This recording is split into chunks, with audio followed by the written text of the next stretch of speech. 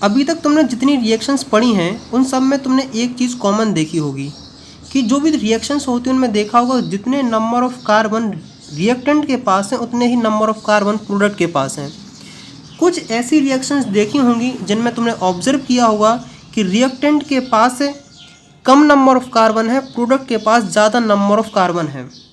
अगर मैं तुमसे कहूँ कि तुम्हें कुछ ऐसा करना है कि प्रोडक्ट के पास नंबर ऑफ कार्बन रिएक्टेंट के कंपैरिजन में कम होने चाहिए, तो उस सब के लिए क्या करोगे? तो आज हम पढ़ने वाले oxidation of alcohol. Oxidation of alcohol को अगर हम डीहाइड्रोजनेशन ऑफ एल्कोहल या डीहाइड्रोजनेशन रिएक्शन कहें तब भी कोई बुराई नहीं है, क्योंकि पता है इसमें क्या हो रहा है। देखो, डी मतलब होता है रिमूव और हाइड्रोजनेशन मतलब होता है हाइड्रोजन। अगर तुम किसी कंपाउंड में से हाइड्रोजन निकाल दे तो उसे बोलते हैं डीहाइड्रोजनेशन, और अगर तुम किसी मॉलिक्यूल्स में वाटर के मॉलिक्यूल्स निकाल देते हो तो उसे बोलते हैं डीहाइड्रेशन, और अगर किसी मॉलिक्यूल्स में से तुम हैलोजन निकाल दे तो उसे बोलते हैं डीहैलोजनेशन। इस बात को बहुत ध्यान से सुनना। देखो, बेसिकली अगर हम मान लो एल्कोहल का जनरल फॉर्मूला बनाते हैं COH, यहाँ कुछ लगा यहाँ कुछ लगा, मान लो यहाँ H लगा, इस तरीके से है। यही चीज़ ऑब्जर्व कर रहे हो कि नहीं कर रहे हो? तो ऑक्सीडेशन में पता क्या होता है? ऑक्सीडेशन में कंपाउंड ऑक्सीडेशन में ऐसा होता है कि ए वाला बॉन्ड ब्रेक होता है और ए वाला बॉन्ड ब्रेक होता है, और कंपाउंड में देखने को मिलता है कंपाउंड बनता कुछ इस तरीके से। तो देखो, यहाँ से हाइड्रोजन निकला, यहाँ से हाइड्रोजन निकला, तो बेसिकली ये डीहाइड्रोजनेशन नहीं हो गया है। कोई दिक्कत, कोई समस्या मेरे हिसाब से तो नहीं होनी चाहिए। आखिरकार अगर तुम किसी कंपाउंड को ऑक्सीडेशन कराना चाहते हो तो उसके लिए तुम्हें ऑक्सीडाइजिंग एजेंट तो चाहिए पड़ेंगे कि नहीं चाहिए पड़ेंगे। तो यहाँ हम कोई जनरल ऑक्सीडाइजिंग एजेंट यूज़ करते हैं। जैसे अगर मैं तुमसे कहना स्टार्ट करूँ तो लिखो, देखो लिखते जाना, एसिडिफाइड या एल्कलाइन मतलब बेसिक, KMnO4 मतलब एसिडिफाइड या एल्कलाइन KMnO4 ऑक्सीडाइजिंग एजेंट की तरह यूज़ करते हैं। और देखते हैं एसिडिफाइड ए रिएजेंट लिख लो बेटा, बहुत काम आएंगे, Na2Cr2O7 या K2Cr2O7। और भी हमारे पास हैं जैसे नाइट्रिक एसिड, और भी हैं जैसे मान लो हमारे पास हैं क्रोमिक एसिड, और भी बहुत ढेर सारे। मतलब अगर अल्कोहल की रिएक्शन तुम इनके साथ कराओगे तो बेसिकली ऑक्सीडेशन इसके साथ होगा। ऑक्सीडेशन में क्या हो रहा है? डीहाइड्रोजनेशन हो रहा है। तो सबसे पहले अगर हम शुरुआत करते हैं प्राइमरी अल्कोहल से, क्योंकि प्राइमरी, सेकेंडरी, टर्सरी हर किसी के साथ तुम्हें कहानी अलग अलग देखने को मिलेगी। देखो, तो हेडिंग डालो प्राइमरी अल्कोहल। देखो, प्राइमरी अल्कोहल कुछ इस तरीके से होगा कि देखो, जब तुम प्राइमरी अल्कोहल का ऑक्सीडेशन करोगे तो वो किस में कन्वर्ट होगा? वो होगा एल्डिहाइड में कन्वर्ट। फिर उसका और ऑक्सीडेशन कराओगे तो क्या बनेगा? फिर बनेगा कार्बोक्सिलिक एसिड। देखो, इस तरीके से देखना है। जैसे एग्जाम्पल लिखते जाओ, साथ में बहुत काम रहेगा। जैसे मान लो RCOH, H और H, इसका हम क्या कराने वाले हैं? ऑक्सीडेशन कराने वाले हैं।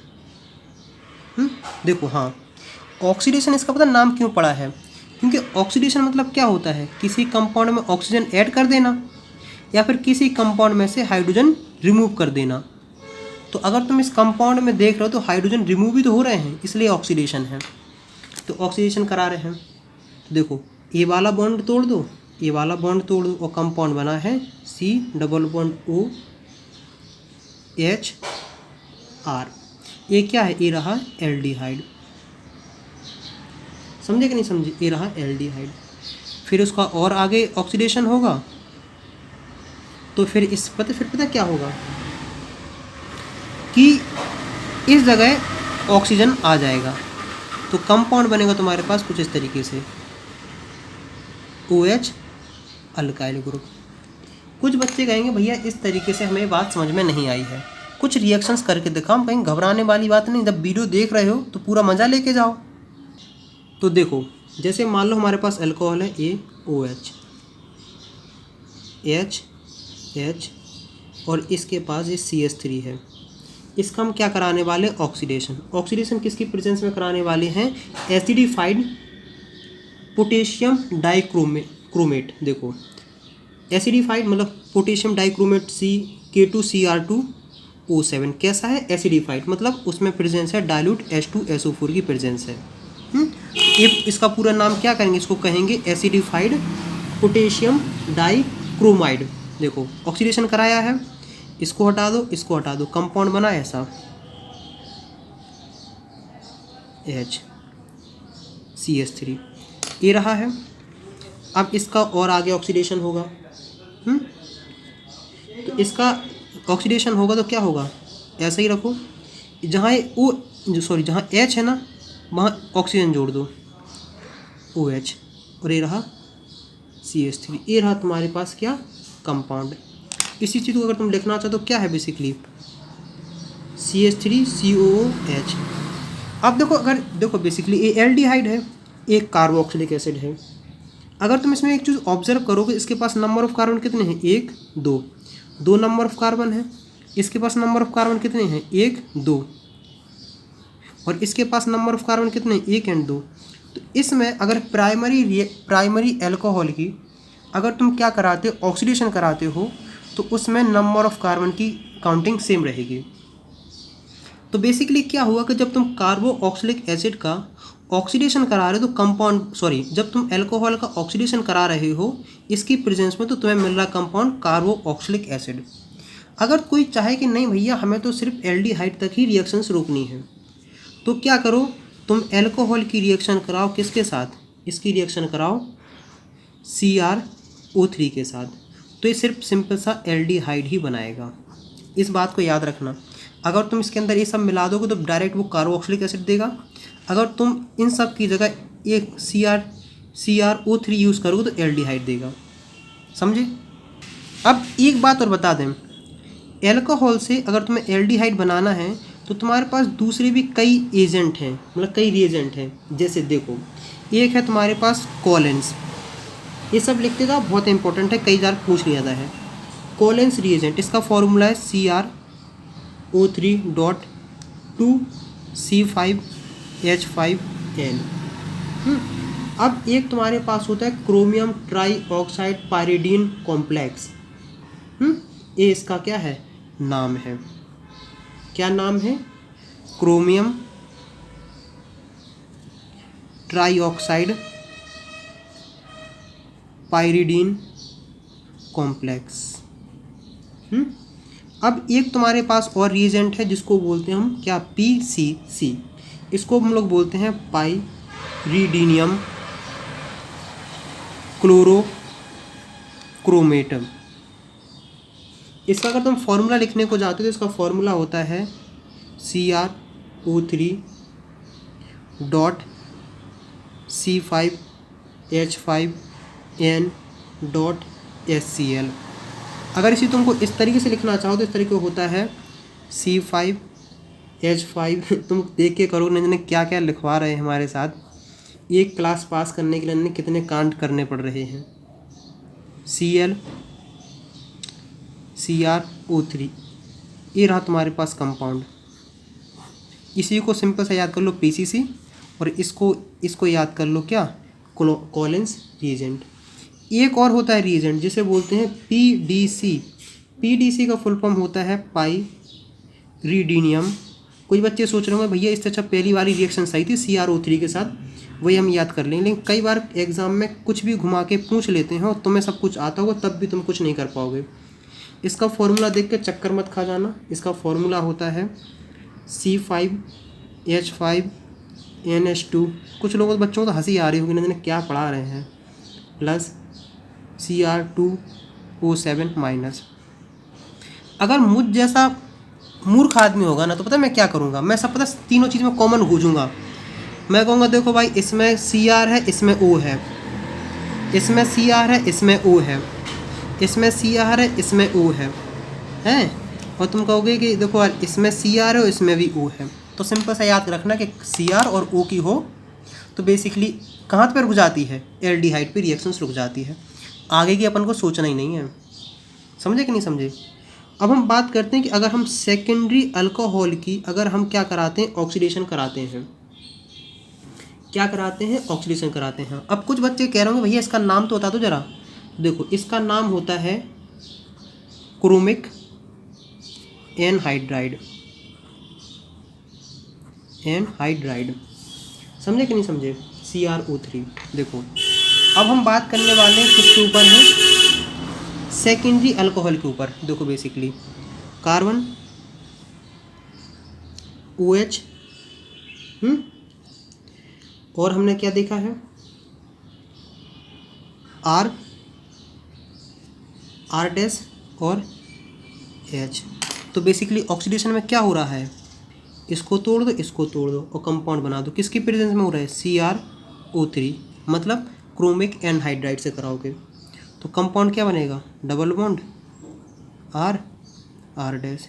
तो बेसिकली क्या है, ये रहा कीटोन। कीटोन की फिर रिएक्शंस कराओगे किससे, फिर उसका ऑक्सीडेशन कराना पड़ेगा।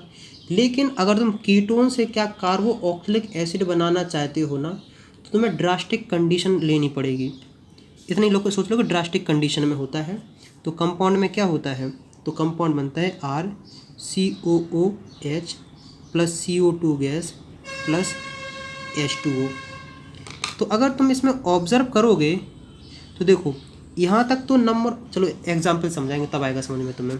देखो मान लो COH H CH3 ऑक्सीडेशन करा दो, ऑक्सीडेशन कराया, डबल बॉन्ड CH3 फिर इसका ऑक्सीडेशन कराओगे तो कार्बोक्सिलिक एसिड, तो क्या हो जाएगा CH3COOH plus CO2 plus H2O।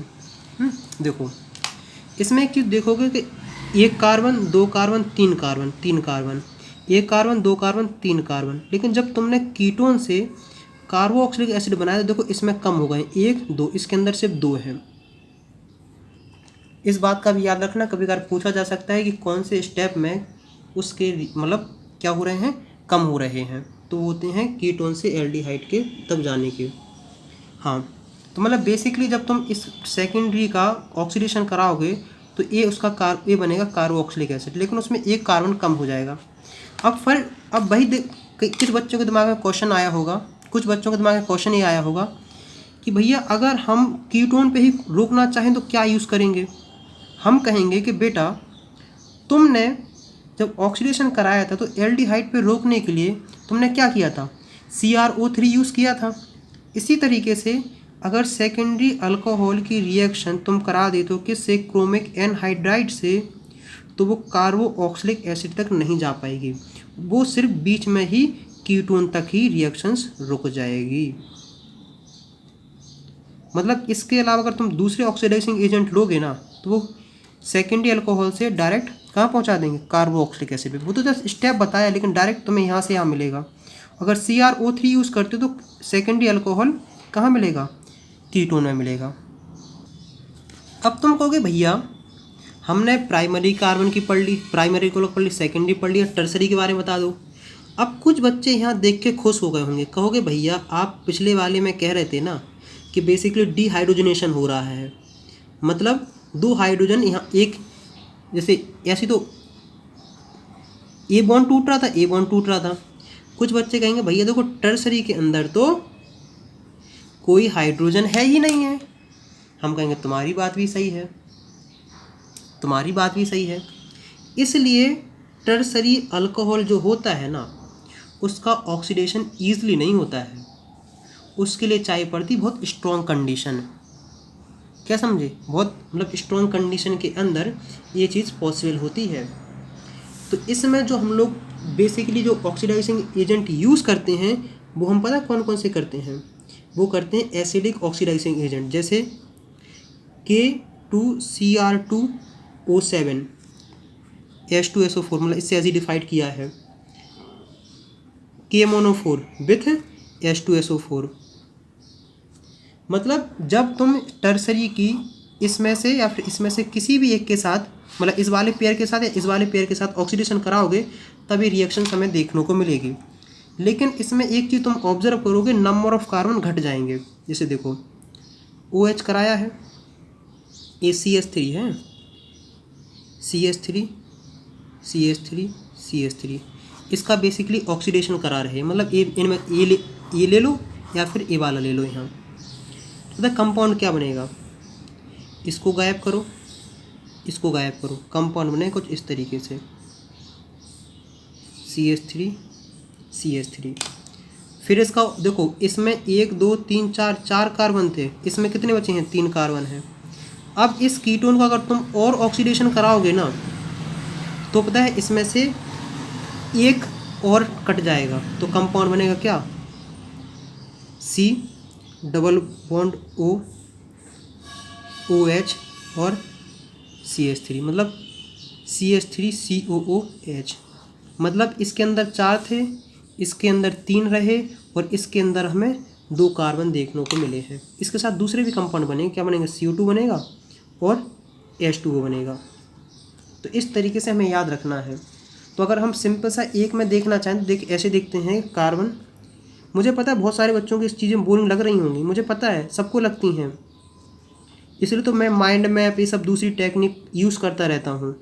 Oxidation कराओ, इसका कंपाउंड बने कुछ इस तरीके से, मतलब कार्बोक्सिलिक एसिड एंड कीटोन का मिक्सचर बनेगा। ये रहे तुम्हारे पास। तो मुझे उम्मीद है कि यहाँ तक तुम्हारी हर एक बात क्लियर हो गई होगी। हाँ, बस इसमें है कि लेसर नंबर मिल रहे हैं, रिएक्टेंट में अगर 4 हैं तो यहाँ 2 मिल रहे हैं। और देखो इसके अंदर कितने थे, 1 2 3 4 5 6 मतलब 1 2 3 4 5 नंबर ऑफ कार्बन थे। इसमें तुम्हें कितने देखो मिल रहा है, 1 2 3, मतलब 2 नंबर ऑफ कार्बन घट रहे हैं। इसमें कितने मिल रहे हैं, इसमें 2 मिल रहे हैं। इसमें मतलब बेसिकली बात है कि ये 2 पार्ट में टूट गया, कीटोन बना और कार्बोक्सिलिक एसिड बना, मतलब मिक्सचर बन रहा है।